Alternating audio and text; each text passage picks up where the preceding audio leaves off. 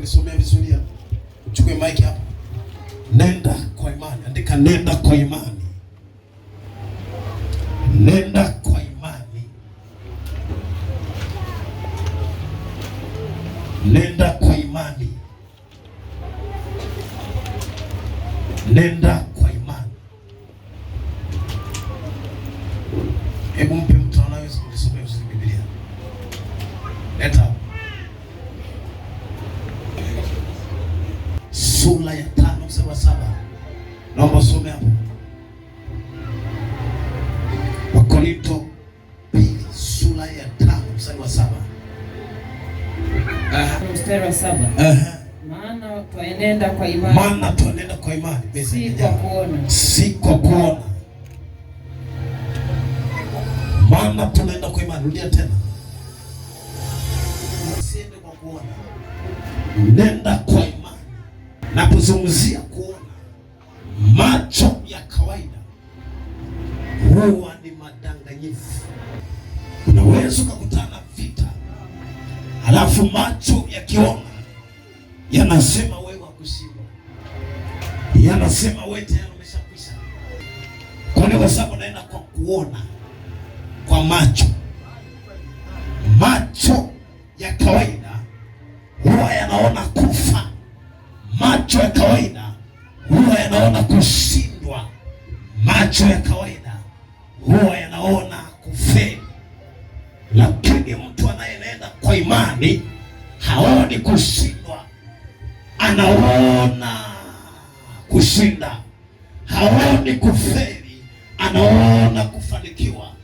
Nami naomba siku ya leo tarehe 1 mwezi wa kwanza, usiende kwa kuona. Nenda kwa imani. Nenda kwa imani, maana utaona makubwa kwenye maisha yako. Usiende kwa macho ya kawaida haya. Nenda kwa imani, utaona ushindi mkubwa. Na Mungu utaratibu wake huwa anapenda watu wenye imani. Wa kutokuamini, huyo ghafla anaona kufa, ghafla anaona hakuna kuishi tena. Anaenda kwa kuona. Lakini anayeenda kwa imani, hata kama kuna jambo kubwa limeinuka juu yake, haoni kufa, haoni kushindwa, anaona ushindi juu ya maisha yake.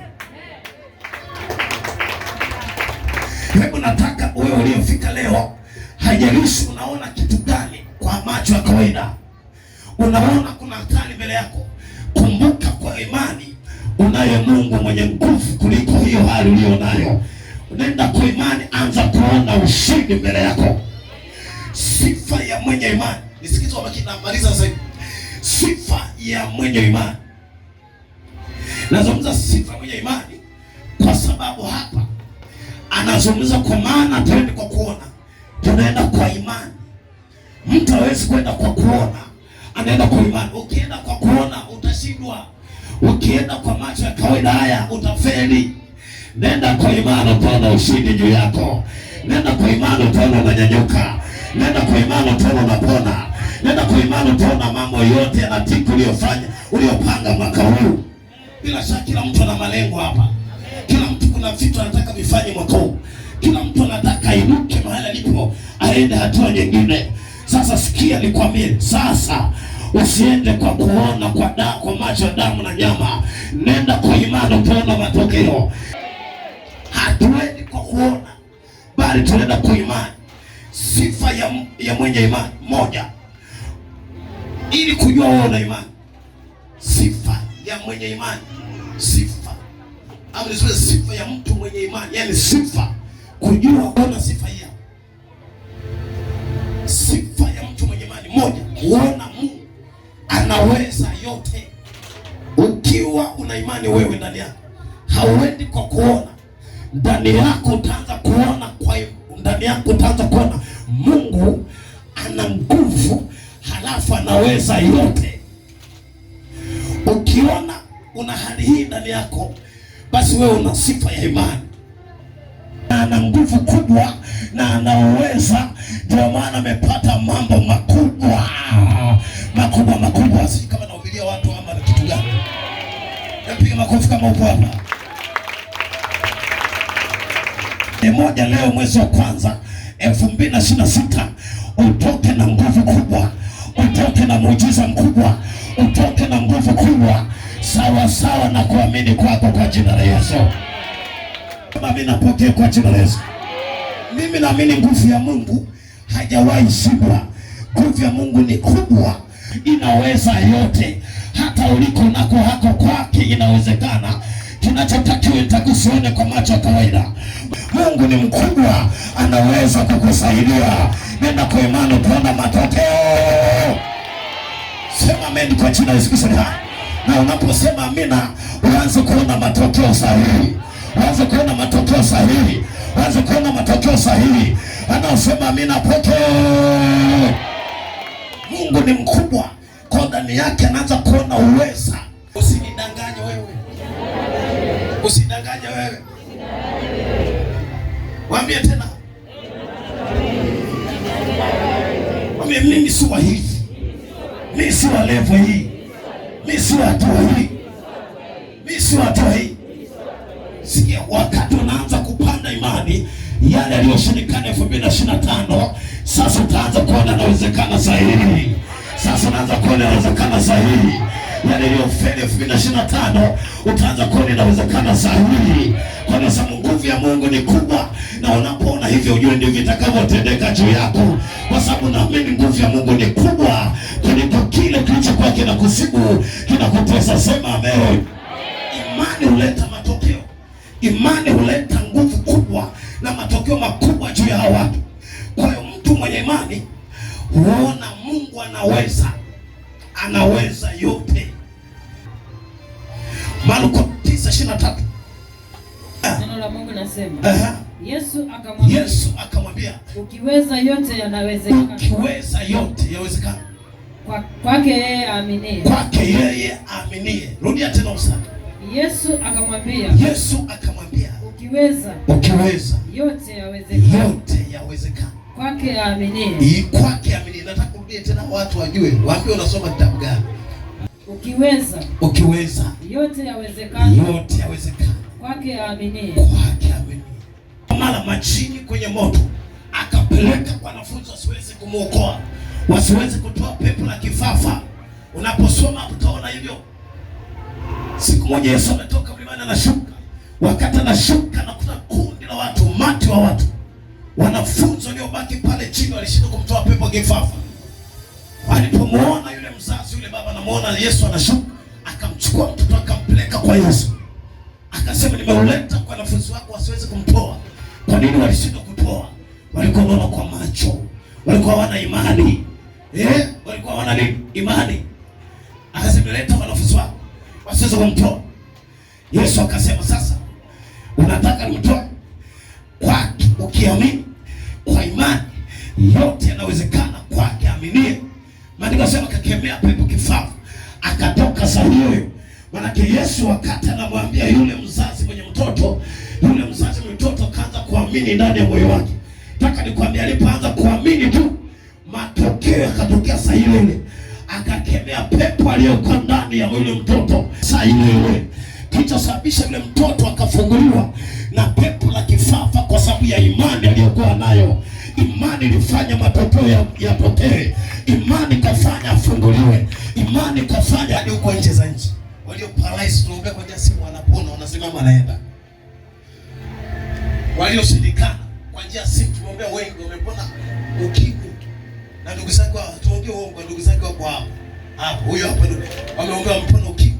Wengine alikuwa amekaa huko wapi? Usibiji kule amekaa chini amepoza. Kwa jina Yesu kwa njia simu ametoka kwenye mtandao wameenda.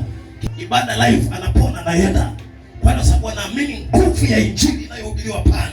Wakati anaamini anajiungamanisha na roho ya injili na nguvu ya injili iliyo ndani ya ile injili, anapokea uponyaji. Ukija hapa kama uamini, hakuna matokeo. Hata tukikana wewe miaka 2, 3, miezi 6, 10, hata miaka 10, 20, hakutakuwepo na matokeo mpaka utakapoamini. Yesu akasema ukiamini yote yanawezekana kwa yeye aminie. Nataka nikwambie yote yanawezekana kwake yeye aminie. Usiende kwa kuona Nenda kwa imani, yanawezekana yote. Waliokuambia ndugu zako yawezekana, yanawezekana. Waliokuambia wachawi yawezekana, inawezekana. Waliokuambia waganga yawezekana, inawezekana. Waliokuambia huponi, unakufa, natakwambia inawezekana kwake yeye amini. Pata kuponywa kwa jina la Yesu. Amini, upate kuinuliwa kiroho na kimwili katika jina la Yesu Kristo. Imani na matokeo. Unaposoma mstari wa 9 utamkuta Mtume Paulo alikuwa anahubiri Injili. Wakati anahubiri kulikuwa na kiwete pale Listra. Biblia inasema ambaye hajaenda toka tumboni mwake. Maandiko yanasema wakati anafundisha Paulo, yule kiwete akawa anamsikiliza Paulo, na Paulo alipomwangalia kiwete akaona ndani yake ana imani ya kuponywa yule kiwete. Biblia inasema Paulo akutumia kazi kubwa kwa sababu yule kiwete aliamini Injili anayohubiri. Nataka nikwambie na wewe, ukija hapa hauoni kwa macho kawaida, unakuja kwa imani. Kuna mambo hutatumia nguvu hapa. Kuna mambo mchungaji atatumia nguvu sana, atasema kwa jina la Yesu, pokea unachokitaka itakuwa, pokea ushindi itakuwa, pokea kibali itakuwa, pokea kuinuliwa kiroho itakuwa, pokea upako itakuwa, kwa sababu na imani. Paulo alipomtazama kwa imani akaona tayari huyu jamaa na imani ya kuponya huyu, hakutumia nguvu. Akasema wewe kijana, na kuamuru sasa, simama uende. Sababu yule alikuwa na imani, na wewe weka imani. Kuna matokeo yatakuja kwa juu yako. Kuna vitu vilikuwa viende, vitaenda. Kuna vitu vilikuwa vimesimama, vitaenda. Kuna vitu vilikuwa vimekufa, vitafufuka. Weka imani ndani yako. Injili kama hiyo unalala, piga makofi wewe. Haleluya. Haleluya. Na leo nataka watu wainuke hapa waende. Nataka waende hapa, waende na nguvu kubwa, waende na imani kubwa, waende na upako mkubwa, waende na uwezo mkubwa, waende na moto mkubwa kwa imani. Pokea. Mwanangu, nataka nikwambie mwaka huu sasa usiwe kama mwaka jana. Ulikuwa unaenda unaona kwa macho, ndio maana walikupiga sana, ndio maana walikuonea sana.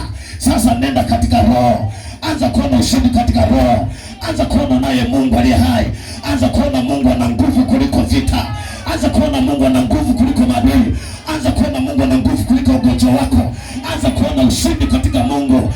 Anza kuona kwa imani kwa jina la Yesu. Usione kwa macho kaida, nenda kwa imani. Utaona ushindi. Walikiwa mama, utaona uwezo wa Bwana. Sema amen kwa jina la Yesu. Bila kuanzia sasa usitembee katika hali ya kuona kawaida. Kuna watu ambao wanatembea ulimwengu wa roho, wanatembea kwa imani. Mungu anamteremshia maono. Anaona na nyumba kubwa, anaona atakuwa atapata kazi kubwa, ataona atapiga hatua kubwa, ataona vitu vingi anateremsha. Au baadaye unakuta roho Mungu anakupatia maono hayo. Baadaye unasema unaanza kujitazama wewe mwenyewe, unaanza kujitazama na kujisahau. Kwa sababu nipo sasa hivi natembea na kanda mbili. Sasa hiyo wewe maono kama yanaweza, Mungu anataka hayo. Wewe sio yaweza, yeye anayeweza. Wewe unasema hapa imeshindikana, yeye anataka hayo. Nenda kwa imani kwa jina la Yesu Kristo. Nasikia nikwambia, utakwenda kwa imani hawa, Mungu atakuwa pamoja nao.